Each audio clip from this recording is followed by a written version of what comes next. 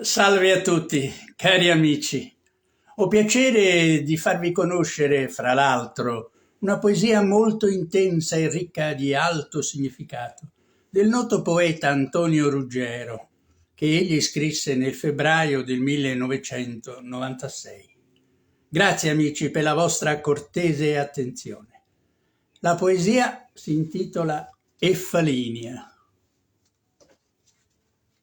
Gesù, ma com'è cupo stu lampiere?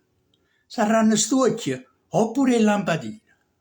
Sarà sensato che la macchia nera ci vuole una passatella e scupettina.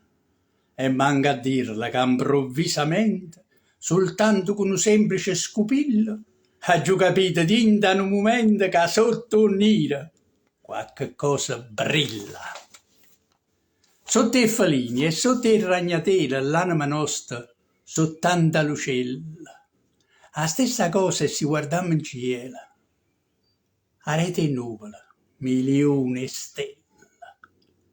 Odio e malignità, so porcaria, so spilacciella nera e so la musa, e in coppa all'anima che è luce e Dio. Non lasciano nemmeno un portoso. Certo, capo alla vasto vela nera, non serve lo scopettino e manca la limma. Basta solamente un sospiro, perché noi in fondo, che sta simma? Simma sospira e Dio, simma carezza, figlia e l'amore, e figlia e un sorriso.